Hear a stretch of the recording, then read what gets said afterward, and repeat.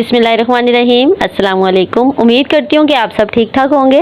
मैं आपको अपने चैनल बेबो मेडिकोज में वेलकम करती हूँ। अगर चैनल पे आप न्यू हैं तो काइंडली इसको सब्सक्राइब कर दें और वीडियो को लाइक लाजमी किया करें। चलते हैं वीडियो की तरफ। आजकल जैसा कि आपको पता है कि जुलाई और अगस्त के मंथ चल रहे हैं और इस मौसम में जो है फ़ीवर जो होता है बहुत से लोगों में आम पाया जाता है। तो सबसे पहला जो सवाल है वो ये है कि बुखार होता क्यों है। क्योंकि हमारी जो बॉडी का जो एक नॉर्मल टेम्परेचर है वो 98.6 टू 99.2 फ़ारेनहाइट एक नॉर्मल टेम्परेचर है। अगर ये 98.6 टू 99.2 से रेज़ कर जाता है यानी बढ़ जाता है तो उसे हम फ़ीवर कहते हैं। अब ये जो फ़ीवर है बेसिकली ये एक इंडिकेशन होती है, एक अलामत होती है, क्योंकि जब कोई बैक्टीरिया या जो वायरस है वो हमारी बॉडी में जाता है और वो इन्फेक्शन क्रिएट कर देता है तो जो हमारी बॉडी का इम्यून सिस्टम होता है वो उस बैक्टीरिया की वजह से और या वायरस की वजह से उसको रोकने के लिए और उसके इन्फेक्शन को रोकने के लिए जो हमारी बॉडी का टेम्परेचर होता है उसको राइज़ कर देता है।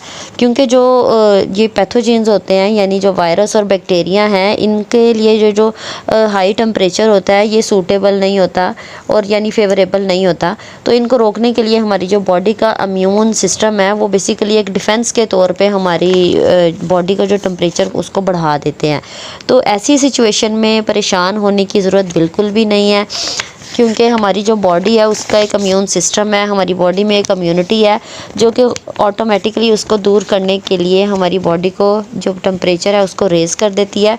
तो आपने जो आपकी बॉडी है और उसका जो मैकेनिज़्म है उसका डिफेंस का उसको एटलीस्ट 1 से 2 दिन मौका देना है कि वो इस फ़ीवर को कंट्रोल कर सके। क्योंकि इस टाइम पे जो हमारी बॉडी में एंटीबॉडीज़ बन रही होती हैं इसको दूर करने के लिए, तो बहुत बेस्ट है कि हम खुद ही अपनी बॉडी को एटलीस्ट इतना टाइम दें और इतना परेशान ना हो कि हम हॉस्पिटल चले जाएं या फिर कोई टेस्ट वगैरह करवाना शुरू हो जाए। तो इन सब चीज़ों में कुछ ऐसी रेमेडीज़ हैं या फिर कुछ ऐसे घर पे कुछ कह सकते हैं कि आप कुछ फ़र्स्ट एड के पॉइंट्स हैं जिनको करके हम जो अपना फ़ीवर है एटलीस्ट उसको कम कर सकते हैं। तो फ़र्स्ट ऑफ़ ऑल जो है, क्योंकि फ़ीवर होता है तो हमारी बॉडी को जो है बहुत ज़्यादा स्वेटिंग होती है, तो जिसकी वजह से हमारी बॉडी से जो फ्लूइड है यानी जो पसीना है वो स्वेटिंग के थ्रू बाहर निकल रहा होता है और पसीने से जो है हमारी बॉडी में डिहाइड्रेशन हो जाती है और उसकी वजह से जो है जो हमारी बॉडी का जो टेम्परेचर है वो और ज़्यादा बढ़ जाता है। तो इसलिए हमें चाहिए कि जो हम अपनी जो फ्लूइड इनटेक है हमारी बॉडी में उसको ज़्यादा से ज़्यादा करें और अपनी बॉडी को हाइड्रेट करें। और जो फ्लूइड इनटेक है उसमें हमें ऐसा नहीं करना है कि जो बाहर से बाज़ार से जो जूसेस मिलते हैं नेस्ले या कोई ऐसे, तो वो नहीं लेने हैं, आपने फ़्रेश जूसेस यूज़ करने हैं। बेसिकली जो ज़्यादा लोग जो गलती करते हैं वो क्या करते हैं कि उनको एज़ इट इज़ ले रहे होते हैं जो जूसेस होते हैं। आपने उनको ऐसे नहीं लेना है बल्कि आपने उनको डिल्यूशन के साथ लेना है।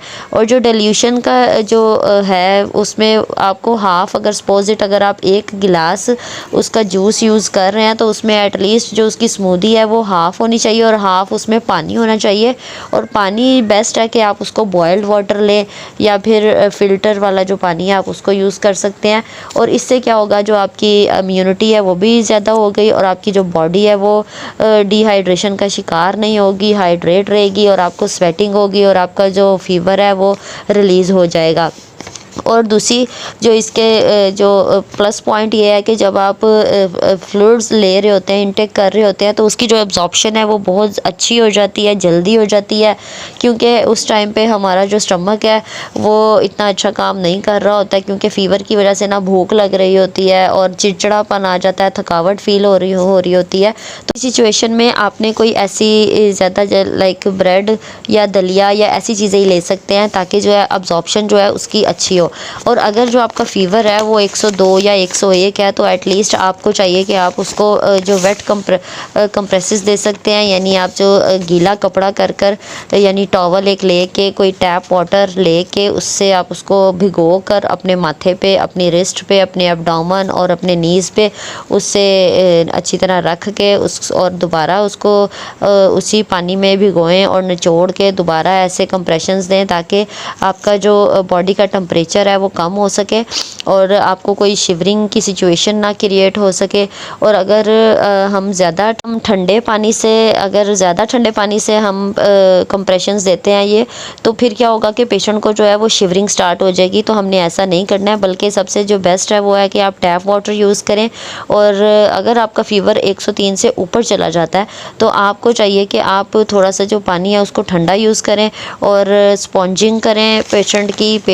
आप उसके माथे पे रख सकते हैं टॉवल, आप उसके एब्डोमेन पे यानी पेट के एरिया पे और उसके ये ग्रॉइन एरिया पे, यहाँ टांगों के दरमियान और जो नीज़ की बैक साइड पे, ये ऐसी जगह हैं जहाँ पे जो है टेम्परेचर बहुत ज़्यादा होता है। तो ऐसी जगहों पे टॉवल रख के, वेट टॉवल रख के आप जो पेशेंट का टेम्परेचर है उसे डाउन कर सकते हैं।